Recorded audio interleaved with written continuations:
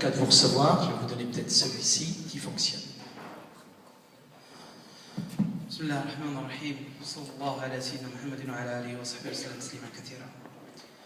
D'abord, je remercie le frère Saïd pour cette invitation et je remercie ainsi Jean Maher, mon frère, mon ami, qui m'a soutenu lors de la première conférence, je me rappelle, de bien vivre ensemble entre les chrétiens et judéo-musulmans à Auxerre.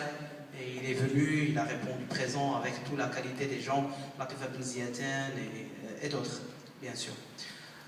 Et je remercie bien sûr tout le monde, ceux qui sont venus pour... c'est un effort, c'est ça le vrai mot djihad. Le djihad que des gens sont en train d'utiliser actuellement dans le monde entier, c'est de la folie, ils n'ont aucune relation avec l'islam. Déjà, je vais vous le dire directement, comme il a dit M. Kbibesh actuellement, il a dit on ne peut pas dire c'est l'État islamique. C'est des bandits, entre guillemets, c'est des bandits, c'est des terroristes, c'est des gens minables, sans mentalité, sans cœur, sans éducation, sans plan d'avenir, ni passé. C'est des gens qui ont vendu leur âme au diable. Dieu crée et quelqu'un d'autre tue au nom de Dieu. Vous croyez que Dieu n'est pas capable de tuer s'il n'a pas aimé, on va dire, type de ces humains qu'il a déjà créés? Ils ont une force que Dieu n'a pas? Ou bien ils connaissent dans les choix plus que Dieu lui-même? C'est des gens, c'est des fous, vraiment. Ils n'ont rien à voir avec le mot islam. Et je vous dis bien sûr que le mot djihad dans l'islam, s'instruire, étudier, comprendre, côtoyer, c'est déjà l'effort sur soi-même. Tout ce qui est effort éducatif, instructif sur soi-même, c'est ça le vrai mot djihad. Or ça, frapper, tuer, couper des têtes. On a vu des gens qui coupent des têtes au nom d'Allah, alors qu'Allah n'a rien demandé d'eux. Vous savez, le premier verset, dans le premier chapitre du Coran, c'est écrit Alhamdulillahi Rabbil Alamin. Gloire à Allah, Dieu de l'humanité. Il n'a pas dit Dieu des musulmans. Man qala Alhamdulillahi Rabbil Muslimin. Alhamdulillahi Rabbil Alamin. Dans un autre verset, Allah il dit وَلَوْ شَاءَ رَبُّكَ لَجَعَلَ النَّاسَ أُمَّةً وَاحِدًا. Si Dieu l'a voulu, il a pu faire tous les humains dans d'une seule nation. Mais le choix et la volonté divine, elle était dans la diversité. Quand on regarde notre corps humain, qui est le plus grand exemple qu'Allah il a dit وَفِي أَنفُسِكُمْ, et en vous-même, Allah il dit, les exemples ils sont en nous. Alors quand on regarde nos visages ou bien notre corps dans un miroir, on trouve que nos organes ne se ressemblent pas. Ils ne se ressemblent pas. Les yeux avec les oreilles, le nez avec la bouche, les mains avec les jambes, la tête avec... Ça ne se ressemble pas. Aucun organe ne ressemble à l'autre. Mais ils sont tous unis pour former et donner la force d'un corps. Être chrétien, être juif, être musulman, être sunni, chiite, soufi, bouddhiste, croyant, non-croyant même, quelqu'un qui croit à Dieu croit à des valeurs. Quelqu'un qui croit à Dieu va aimer tout ce que Dieu a créé sans exception. Quelqu'un qui tue n'aime pas Dieu. Quelqu'un qui vole n'aime pas Dieu. Quelqu'un qui viole n'aime pas Dieu. Tous ceux que vous avez vus en train de faire l'amalgame au nom d'Allah ou bien au nom de l'islam, que ce soit dans la France ou bien ailleurs dans le monde entier, c'est des gens vraiment vides, qui ont perdu leur identification. Ils sont en train de chercher une nouvelle identification. La plus facile pour eux, c'était l'islam. J'ai rencontré des jeunes, je vais parler autant que musulmans. Alors je vais parler de nos communautés musulmanes. Et je laisse mes amis, mes frères chrétiens et juifs, parler de leur communauté à eux. Comme ça, on se respecte. J'ai rencontré des jeunes qui vont y aller acheter un sandwich qu'on appelle le kebab. C'est très connu en France. Voilà. Ils vont rentrer chez le monsieur, bonjour, bonjour, salam alaikum en arabe, alaikum salam. Ils vont lui demander est-ce que la viande est halal. Ça, je l'ai vu, hein. Il lui dit l'autre oui, jure-le. L'autre, il va dire sur la tête de ma mère. Déjà, c'est interdit dans l'islam de jurer sauf avec Allah, de Dieu lui-même. Il va lui dire sur la tête de ma mère, c'est halal. Le jeune, il prend le sandwich halal, il prend 8-6 bières avec, et le dessert, il va fumer son joint. Il est où le halal dans tout ça? Mais il est où le halal dans tout ça? Je vais vous dire une réalité. Plus que 80% des musulmans sont intègres, dignes. Et moins que 20% sont des minorités qui sont en train de faire la grande zizanie dans le monde entier. Si on vous donne un grand tableau, tout blanc, avec une petite tache au milieu noire, la première chose que vos yeux vont fixer, c'est la petite tache noire. Ce qui se passe actuellement au nom de l'islam, que les médias, ils ont gonflé, qu'ils ont utilisé pour culpabiliser toute une religion, c'est une petite tache dans une grande toile blanche. Moi, une fois, on va dire, j'étais invité au CRIF. La première fois, quand j'étais invité au CRIF, c'était M. André Azoulay, qui est le conseiller de Sa Majesté le roi du Maroc, comme je suis marocain. C'est un homme que j'ai côtoyé quand j'étais au Maroc. Et il m'a dit, bon voilà, Rachid, je te fixe un rendez-vous dans le CRIF, machin, tu vas y aller, les rencontrer. Maintenant, tu es citoyen de France, tu dois dialoguer comme on était là. Alors, je suis rentré, j'ai fait une visite. Après, je suis rentré chez moi. J'ai rencontré une qualité des gens qui me regardent. Alors, comment ça a été? Tu étais au CRIF? Je dis, oui, j'ai été au CRIF. Et alors? Je dis, je vais vous raconter, mais vous n'allez pas me croire. Ils ont ouvert pas les yeux, mais même leur bouche. Comme ça. Et alors? Je dis, j'ai trouvé que c'était des gens qui ont 2 yeux, un nez, une bouche, des mains, des cheveux. Ils ont bu de l'eau, ils ont mangé des chips, tout comme moi. L'autre, qu'il soit qui que ce soit, c'est un ami qu'on n'a pas eu l'honneur de rencontrer, tout simplement. L'autre, c'est quelqu'un qu'on n'a pas eu l'honneur de rencontrer.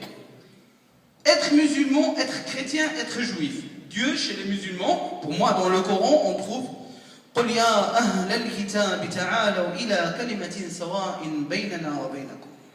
Il nous a nommé, dit la famille du livre. La famille, on est une famille. On est les descendants d'Abraham, qu'on le souhaite, qu'on le veut, qu'on l'accepte ou pas. On est une seule famille. On doit vivre dans l'union. On doit être ensemble. Ce qui se passe actuellement, oui, on doit le parler. On doit voir, comme il a dit M. Kibibej, de ramener tous les leaders de toutes les religions qui se mettent ensemble à table, prendre le Coran, prendre la Torah, prendre la Bible et lire ensemble et trouver il est où le problème. Je vais vous dire un problème, ce que les gens ne connaissent pas. Dans le Coran, comme il a dit M. Bouazizi tout à l'heure, un frère que j'estime trop, il y a des versets dans le Coran qui sont mal compris. Parce que entre les ordres dans le Coran et le récit dans le Coran, c'est 2 choses différentes. Quand on trouve dans la Torah que Dieu a demandé à Moïse de frapper avec son bâton la mer pour que les enfants d'Israël passent, ça ne veut pas dire que tous les juifs doivent prendre des bâtons et frapper l'eau. Alors pourquoi les musulmans, quand ils vont entendre le récit de ce qui s'est passé à l'époque du prophète Mohammed sallallahu alayhi wa sallam, comme guerre, on va dire, ou bien même ceux qui ont dit peut-être génocide, ils sont partis à ça. Moi je dis d'accord, j'entends. Alors, ce qui s'est passé à l'époque du prophète Mohammed sallallahu alayhi wa sallam, c'était les premières fondations d'une nation dans un pays qui était plus que barbare. Des hommes qui enterrent leurs enfants à vie, leurs filles, parce que pour eux c'était honte d'avoir une fille, alors que lui, il sort du ventre d'une femme. Des hommes qui prennent son idole ou bien son dieu du chocolat, ils passent toute la journée à lui faire des prières et ils le mangent après, le soir. Et ça c'est sûr. Alors ces gens-là, c'était pas question de faire la communication, c'était pas des gens de la communication, c'était des bédouins, des têtes carrées, comme ils disent ici, la jeunesse, ils disent des blédards. Moi, parce que je travaille trop dans le terrain avec la jeunesse et tout, alors je connais ces mots qu'ils utilisent et ces expressions. Alors c'est des gens qui vont pas comprendre. Il y a un genre des gens qui sont comme ça. Et il est devant lui rouge, il va dire non, c'est blanc. Alors clac, pour qu'il... Alors c'était dans les premières fondations du prophète Mohammed sallallahu alayhi wa sallam, de l'État islamique, et c'était normal. Il a été rejeté de son propre pays. Alors pour reprendre ce qui lui appartient, c'était une guerre. Et le récit de ces guerres dans le Coran n'est pas une demande ouverte aux musulmans dans 2014, après 15 siècles. C'est pas une demande ouverte de faire la guerre avec l'autre. Au contraire, pour nous, le prophète Mohammed sallallahu alayhi wa sallam dit Al-khalqu iyalullah wa ahabbu al-khalqi ila Allah anfa'uhum li'iyali. Les humains, c'est les enfants de Dieu. Et le plus proche ou bien le plus aimable chez Dieu, c'est celui qui est dans le service de ses enfants. Vous êtes et on est les enfants de Dieu. On doit se respecter, on doit se comprendre, on doit voir les choses via d'autres visions. Le problème des religieux, et je suis désolé pour ça, ils ne cherchent pas à voir via les autres visions. Rare, quand j'ai entendu qu'un rabbin, il s'est intéressé à voir comment le Coran, comment ça se passe. Il va venir rencontrer un imam, ou bien s'adresser au département qui gère le culte musulman, qui est le CFCM ou d'autres, pour demander, j'aimerais bien voir un sujet, comment il est dit, comment l'interprétation de ce sujet dans le Coran. Ou bien un chrétien qui le demande, ou bien un musulman, dans le sens contraire, qui le fait via des musulmans, via un juif, ou bien via un curé. Et c'est là où il y a le grand blâme. Quand j'étais en Inde, ça fait un bout de temps, j'ai vécu pendant 3 ans dans un temple à Kerala, dans le sud indien. Exactement dans une ville qui s'appelle Chalakudi. Et un sage, il m'a raconté une histoire, vraiment, dont la réalité actuellement, je la vois toujours. Il y avait 2 tortues. Une qui est venue de l'océan, et l'autre qui est née, qui a grandi dans un puits. Celle qui est venue de l'océan, après 3 jours d'exploitation sur la terre, elle avait soif, elle descend dans le puits pour boire. Elle rencontre l'autre tortue, même qualité, hein, comme nous, les humains entre nous, qu'on soit juifs, chrétiens, machin, mais on est tous, on se ressemble. Elle lui représente, ils ont fait les représentations, elle lui dit, je suis une tortue, je viens de l'océan, là où il y a des vagues, il y a des dauphins, il y a des baleines, il y a des requins, il y a des crabes, il y a des crevettes, il y a des sardines, et la liste est longue. Mais la pauvre tortue du puits, qu'est-ce qu'elle va lui dire? Ça va pas la tête? T'es folle. Parce que pour elle, ce qu'elle a vu dans toute sa vie, elle était coincée dans le puits. Pour elle, tout ce qui est grand, c'est le puits. Tout ce qui est large, c'est le puits. Tout ce qui est l'eau, c'est le puits. Elle ne peut jamais imaginer c'est quoi l'océan. Alors qu'est-ce qu'on doit faire? On doit inviter tortue du puits d'y aller visiter l'océan. Alors, tous nous, les religions, chacun a son puits. Et l'océan, c'est Dieu lui-même.